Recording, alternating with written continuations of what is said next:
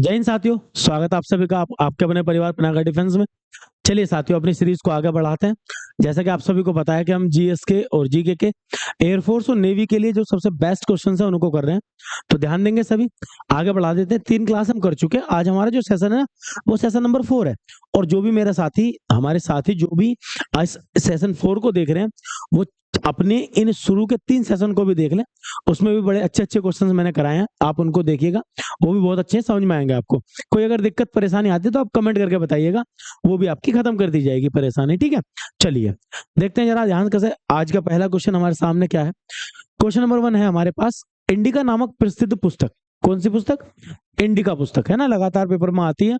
मैं पहले सेशन में आपको बता चुका था कि जो गुप्ता पीरियड के जो इंपोर्टेंट किताबें हैं वो आपको पढ़ लेनी है, इंपोर्टेंट है। आप मांगोगे मैं आपको प्रोवाइड भी करा दूंगा उसको जरूर। ठीक है, याद कर लो, वो काम आती है। अब पूछा इसने कि इंडिका के प्रसिद्ध पुस्तक के लेखक कौन थे, तो इंडिका के जो लेखक है वो है मेगास्थनीज। कौन है? मेगास्थनीज।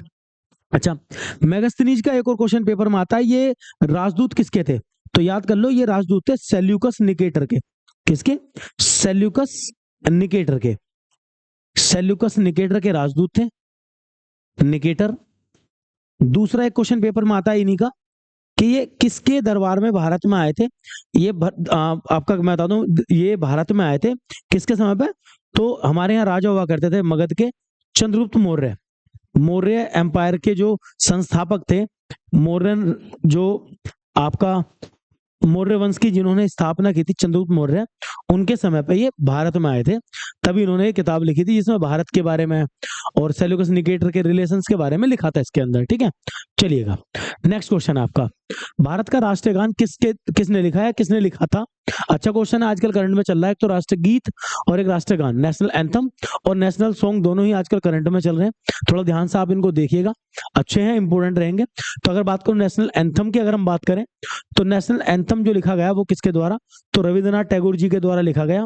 इनकी अदर बुक्स भी आपके सामने क्वेश्चन पेपर में आएंगी, मैं आपको इन्हें करा दूंगा। इनकी अदर बुक्स भी आपको याद कर लेनी है, वो भी पेपर में आती हैं।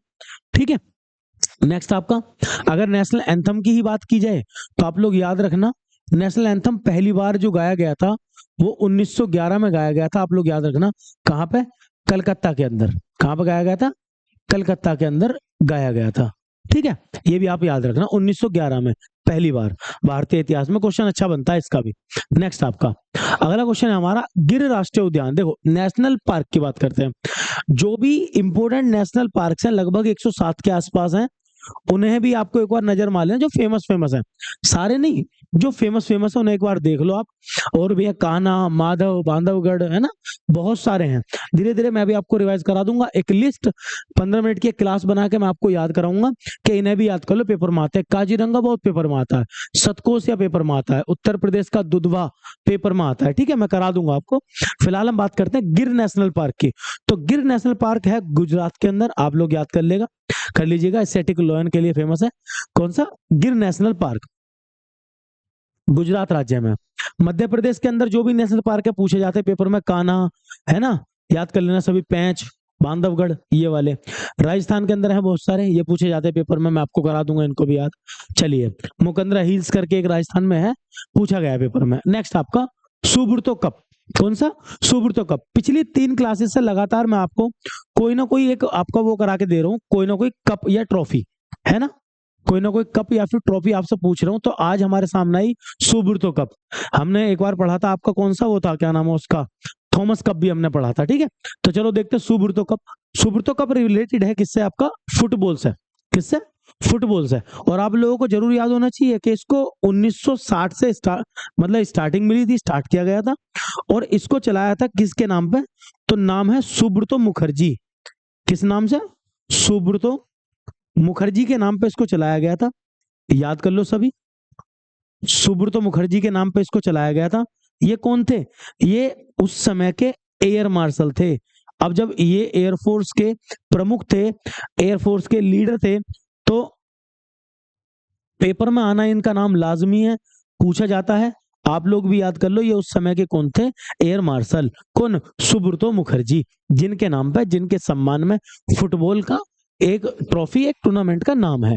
नेक्स्ट आपका अगला क्वेश्चन है, भारतीय संविधान कब लागू किया गया? इंडियन कॉन्स्टिट्यूशन से क्वेश्चन आते हैं। अभी फिलहाल एक सीधा सा शानदार सा क्वेश्चन है कि कब लागू किया गया था। When did the Indian constitution come into force या इम्प्लीमेंटेशन। कभी कभी एक वर्ड आता है पेपर में इम्प्लीमेंटेड, तो याद कर लेना सभी। 26 जनवरी 1950। कब? 26 जनवरी 1950 को हमने अपना संविधान स्वीकार किया था। इसीलिए हम 26 जनवरी को मनाते हैं रिपब्लिक डे। क्या मनाते हैं भाई? रिपब्लिक डे सेलिब्रेट करते हैं, आप लोग याद रखना। और 15 अगस्त को सेलिब्रेट करते हैं हम इंडिपेंडेंस डे। बट इसका इतिहास आप लोग याद करना कब से, तो 26 जनवरी 1930 से। कब से याद करोगे? 26 जनवरी 1930, 1930, जब हमने पहली बार अपना पूर्ण स्वराज को प्राप्त करने के लिए लाहौर में, कहां पे? लाहौर में पंडित जवाहरलाल नेहरू जी ने लाहौर के अंदर रावी नदी के किनारे तिरंगा फहराया था। तिरंगा फहराया था। इसी दिवस की याद में हम लोगों ने आगे चल के संविधान को ही लागू कर दिया 26 जनवरी को। इसकी 1930 की याद को ताजा करने के लिए, उसको मेमोराइज करने के लिए, ठीक है, याद रखना। चलिए फिर क्वेश्चन है वायुसेना दिवस कब मनाया जाता है? ये तो आप लोगों को याद होना चाहिए भाई, है ना। 1932 हमारी इंडियन एयरफोर्स की जो स्थापना हुई है वो हुई है 1932 में, आप लोग याद रखना, ठीक है। और डे क्या था? वो था 8 अक्टूबर। कौन सा डेट था? 8 अक्टूबर। जो 15 जनवरी है ये आर्मी के लिए है। 4 दिसंबर नेवी का डे आता है। इसका भी एक इतिहास की महानता है, इसकी भी है। लगातार पेपर में आएगी, आपको मैं बता के चलूंगा, प्रैक्टिस क्लासेस में इसको डाल के चलूंगा, ठीक है, याद कर लेना सभी। चलिएगा नेक्स्ट क्वेश्चन आपका, विश्व का सबसे बड़ा डेजर्ट कौन सा है? देखो अच्छा क्वेश्चन है भाई। वर्ल्ड्स लार्जेस्ट डेजर्ट कौन सा है? तो मैं बता दूं आपको, फिलहाल अगर ऑप्शन के अकॉर्डिंग जाओगे तो आंसर इसका सहारा डेजर्ट रहेगा। क्या रहेगा? Sahara desert. बट आप याद रखना, दुनिया का सबसे बड़ा जो आपका डेजर्ट है ना, डेजर्ट है, वो है अटलांटिक। कौन सा? Antarctica, sorry Antarctica. बट इसकी कहानी क्या है? ये कोल्ड है, यहाँ बर्फ है, पूरा का पूरा बर्फ का है, तो ये कोल्ड डेजर्ट है सहारा से बड़ा।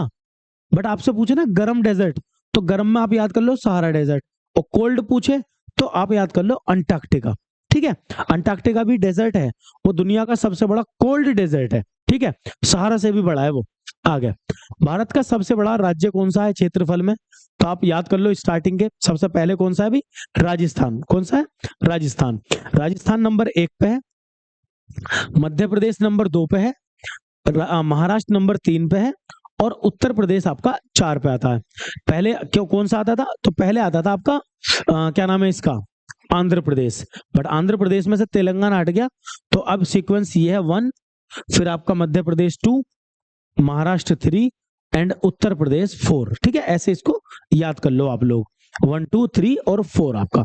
5वें पर उड़ीसा आता है, मतलब सॉरी गुजरात आता है। चलिएगा नेक्स्ट, गेटवे ऑफ इंडिया कहाँ स्थित है? ये तो नॉर्मल सा क्वेश्चन है, छोटा सा, आप सबको पता है। अगर पूछे इंडिया गेट कहाँ पे स्थित है तो वो दिल्ली के अंदर है। पूछे गेटवे ऑफ इंडिया कहाँ पे है तो वो मुंबई के अंदर है। कहाँ पे है? मुंबई के अंदर। बट इसको बनाया कब गया था? क्वेश्चन ये है खतरनाक। 1911 में इसको बनाया गया था।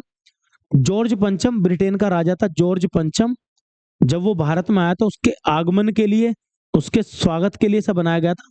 जॉर्ज 5th इसका नाम था, और अपनी घरवाली महारानी मैरी के साथ ये भारत में आया था जब भारत में दिल्ली दरबार लगाया गया था, ठीक है। तब इसको बनाया गया था इसके वेलकम के लिए, स्वागत करने के लिए, ठीक है। तभी ये मुंबई के अंदर है, क्योंकि वो पानी के जहाज से आया था, याद कर लेना सभी। तब तो एरोप्लेन चले थे, भारत का पहला एरोप्लेन भी शायद 1911 में चला था इलाहाबाद में। नेक्स्ट आपका, भारत में जीएसटी किस वर्ष लागू हुआ?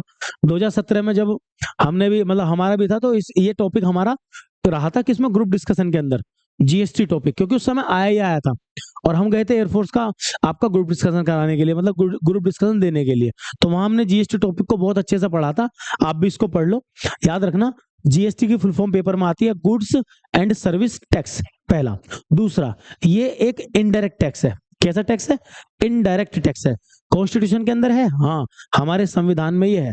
और लागू हुआ कब? 2017 को, मतलब कि 1 जुलाई 2017 को इसकी ये लागू करा गया था पूरे देश के अंदर, जो कि एक इनडायरेक्ट टैक्स है जो सामान पे और सेवा पे दोनों पे लगता है, मतलब गुड्स और सर्विसेज दोनों पे लगता है ये टैक्स, ठीक है।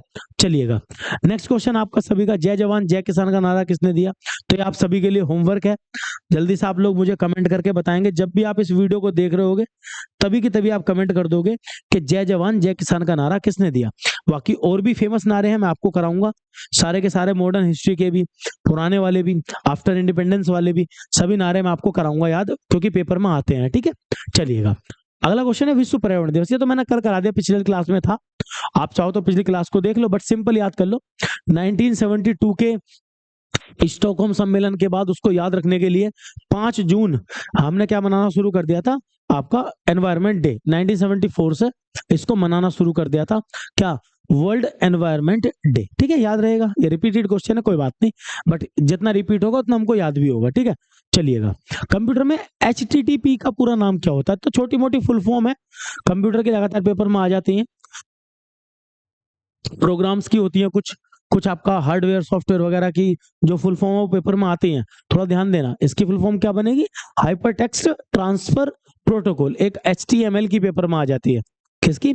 HTML की। तो मुझे आप लोग कमेंट करके बताना what is the full form of HTML, ठीक है। इसकी मुझे फुल फॉर्म आप लोग कमेंट करके बताएंगे क्या होती है, वरना अगली क्लास में एक क्वेश्चन जरूर बना के लाऊंगा इसका, HTML का, ठीक है। चलिएगा अगला क्वेश्चन करेंगे सभी ध्यान से। क्या है क्वेश्चन? भारत की सबसे लंबी नदी कौन सी है? देखो अब आप लोग कंफ्यूज मत होना, इसमें सिंधु नदी 2900 किलोमीटर की है, हालांकि ऑप्शन में है नहीं 2900 किलोमीटर, बट वो सिंधु नदी चाइना मतलब तिब्बत में बहती है, फिर भारत में आती है, फिर पाकिस्तान में जाती है। उनका जो मेजर पोर्शन है वो पाकिस्तान में बहता है। सेम ब्रह्मपुत्र है, ब्रह्मपुत्र तिब्बत में भी है, भारत में भी है और बांग्लादेश में बहती है। बट अगर हम बात करें ओनली भारत, जो भारत में है, तो वो है भारत से निकलने वाली गंगा जी, जो 2525 किलोमीटर इनकी लेंथ है। कितनी? 2525 किलोमीटर, 2525 किलोमीटर के आसपास इनकी लेंथ है, आप लोग याद रखना, जो कि भारत के अंदर भारत की सबसे बड़ी नदी है। हालांकि बाद में ये बांग्लादेश में चली जाती है, वहां जाके इनका नाम पद्मा हो जाता है, ठीक है ये, लेकिन जब तक भारत में है तब ये गंगा जी कही जाती है। चलिएगा अगला क्वेश्चन आज का हमारा अंतिम क्वेश्चन है गौतम बुद्ध का, बड़ा ही बेहतरीन और अच्छा क्वेश्चन है भाई। भगवान गौतम बुद्ध का जन्म कहाँ हुआ? क्वेश्चन क्या है? इनका जन्म कहाँ हुआ? तो सभी याद कर लेंगे, इनका जन्म हुआ था कहाँ पे?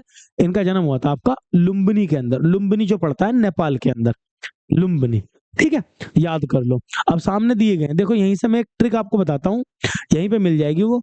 लुम्बिनी में जन्म हुआ था, बोध गया में इन्होंने ज्ञान की प्राप्ति करी थी, सारनाथ में अपना फर्स्ट सेरेमन मतलब कि फर्स्ट उपदेश दिया था, और वहीं कुशीनगर में इनकी मृत्यु हो गई थी, ठीक है। तो आप लोग यहीं पे इसको सबको मार्क करके लिख लो कि अगर जन्म पूछेगा तो हम लुम्बिनी याद रखेंगे, जन्म, ठीक है। ज्ञान प्राप्ति, जहां पे इन्होंने ज्ञान की प्राप्ति करी, एनलाइटमेंट हुआ, एनलाइटमेंट की बात करूंगा तो कहां पे?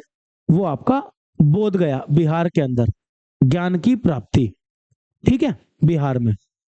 दूसरा आपका पूछेगा सारनाथ, तो मैं याद कर लूंगा फर्स्ट सेरेमन, या फिर कह देंगे प्रथम उपदेश। क्या बोल देंगे भाई? प्रथम उपदेश इन्होंने कहा दिया था? वो दिया था आपका सारनाथ में, ठीक है। वहीं कुशीनगर की अगर बात करेगा तो इनकी मृत्यु कहाँ हुई? तो वो हुई थी आपकी कुशीनगर के अंदर, जो पड़ता है कहाँ पे? गोरखपुर। कहाँ पड़ता है? गोरखपुर। गोरखपुर के बारे में मैंने अभी जल्दी में किसी एक सेशन में आपको एक घटना कराई थी, कमेंट करके मुझे बताना अगर आपको याद आ जाए कि गोरखपुर में मॉडर्न हिस्ट्री की कौन सी घटना हुई थी। जो कमेंट करेगा उसके हम देखते हैं भाई किसको कितना याद रहता है, जरूर कमेंट करके बताना कि गोरखपुर में भारतीय इतिहास में या भारतीय आधुनिक इतिहास में कौन सी घटना हुई थी। गोरखपुर कहाँ पे है हमारा? उत्तर प्रदेश के अंदर, ठीक है। तो ये भगवान बुद्ध के क्वेश्चन है, बौद्ध धर्म से, जैन धर्म से क्वेश्चंस लगातार पेपर में आते हैं, हम भी कर लेंगे, कोई ऐसी दिक्कत नहीं है भाई, आराम से आप लोग इन्हें याद कर लो।